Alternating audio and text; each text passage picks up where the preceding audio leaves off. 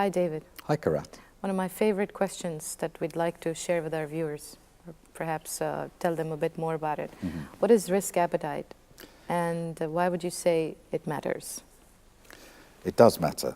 Risk appetite is a subject that's been discussed quite a lot in the last 4 or 5 years. And unfortunately, in the industry, in the world of both risk management and in the wider world of business, there's a lot of confusion about what it means. And I think a lot of unclear, unhelpful thinking. So obviously appetite is a word, and risk appetite is a development of the idea of appetite. So let me ask you the question, we're halfway between breakfast time and lunchtime. How hungry are you? I have an appetite for a good plate of, like, say, brunch. Already? Okay, so you're quite hungry. How do we describe hunger? Hunger is a drive inside here. It's intangible. You kind of feel it. But if you said, a plate of brunch, that isn't actually your hunger. That's an amount of food. And so if we say, what is my appetite? How hungry are you? We don't have any units. I'm very hungry or I'm not very hungry. But I'm hungry. Hungry, yes, exactly. So it's an intangible, immeasurable. True. Yes. We could say on a scale of 1 to 10, my appetite is an 8 or a 7. Correct. We could say it's high, medium or low. Yes. But in terms of expressing it in a way that's useful, that's not very useful. Yeah. So what you did was you translated this internal feeling of there's something in my stomach and there's nothing in my stomach into an amount of food. So you said a nice plate of brunch. I might say, I fancy a coffee and a pastry. Dr. Salim might say, I really want a steak and chips.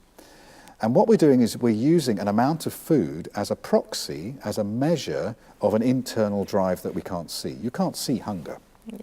Yeah. Now, the same is true with risk appetite. What we're asking is, how hungry are you to take risk? What is your appetite for taking risk? How much, how much are you driven to take risk? And clearly that is going to influence the decisions that we make about our projects, about our investments, about our strategy, about anything that's important, the amount of risk that we take. So decision makers need to be aware of their appetite for risk. Yeah. But when you say to them, what is your appetite? We have no units. It's high, I feel that I want to, I feel that I don't want to. And so what we do is, like for food, you substitute an amount of food for this feeling of hunger. I could eat a horse, I just want a salad, And so we do the same with risk.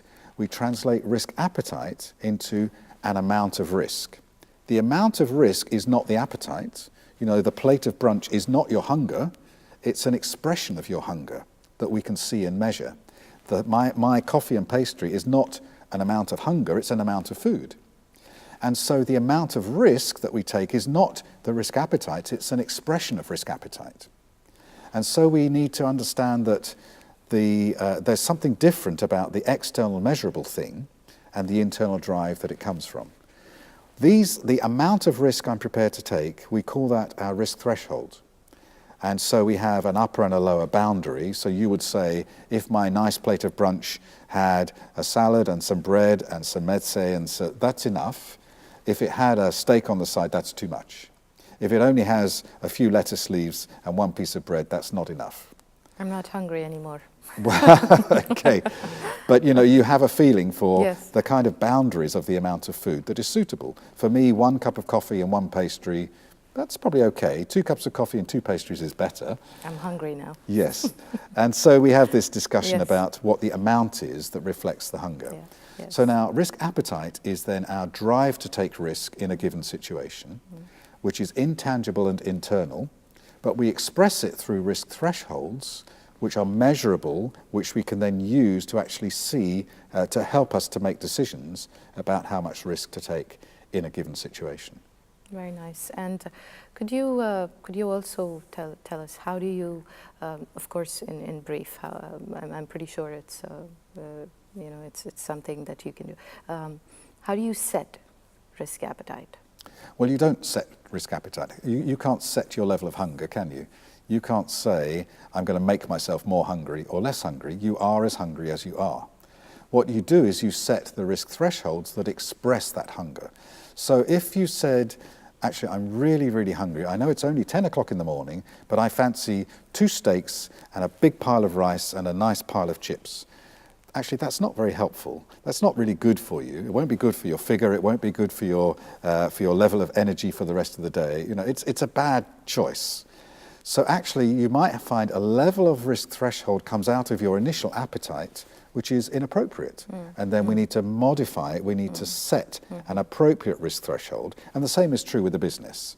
So you might have a chief executive or a management board who says, do you know what, we really need to take a lot of risk in this situation. Otherwise, we're not going to survive. We've got to become more competitive and launch a whole range of new products. And we need to do it by the end of the year. And then when you look at it, you think, that is crazy. We can't do that. That is way too much risk for us to take as a small organization or as limited resources. So we need to moderate that choice. I know you feel that's what you're driven to do, but it's not appropriate. Now we're back to the question of emotional intelligence and that 6 A's model that we talked about. Yes, and you moderate your chosen risk attitude to choose something different. So you can't set your risk appetite. It is what it is. It results in an initial preference. And if that's not appropriate, then you can change that. And you can set your thresholds, but you don't set the initial appetite. Thank you, David. It's a pleasure.